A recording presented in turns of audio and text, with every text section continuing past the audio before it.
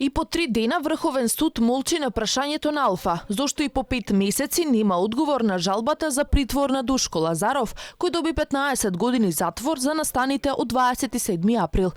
Молкот го чини Лазаров продолжение на голготата за решетки во Шутка.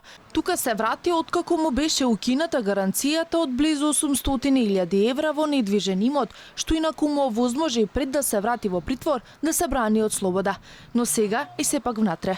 Во меѓувреме, народниот правобранител, кој инаку е добро упатен во случајот со Лазаров, односно на негово барање, судскиот совет објаснува за грешката на Кацарска, одбива да зборува пред камерата на Алфа.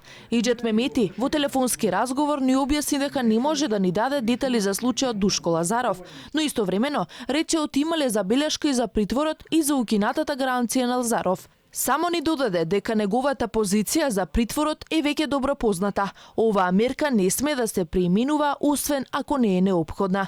Алфа побара став и од апелација и од кривичен суд. Ни одговори авторите. Што се однесува до мерката притвор, истата е определена меѓу другото заради висината на изречената казна, но и ценејќи ги сите други околности поврзани со конкретниот предмет. Голготата на Лазаров трае речиси 2 години. Во месец јули 2018 година, додека е во притворското оделение во Шутка, успева да издействува одлука од апелација да се брани од слобода, откако претходно приложил гаранција во недвижен имот на негово име, на неговото семејство, но и на негови пријатели. Бил обврзан да се јавува една седмично во судот и му била одземена патната исправа.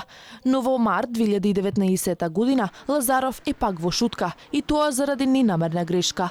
Дали судовите кои треба да ги преименуваат правдата и законите, ги почитуваат истите? Зошто мерката притвор не е таа која треба да се елиминира кога има гаранции и кога има дополнителни мерки на предпазливост како во овој случај, туку напротив се практикува со полна пареа? Овие дилеми се уште постојат.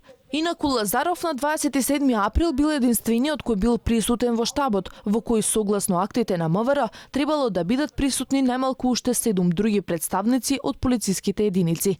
Лазаров е правник со 30 годишно работно искуство во МВР.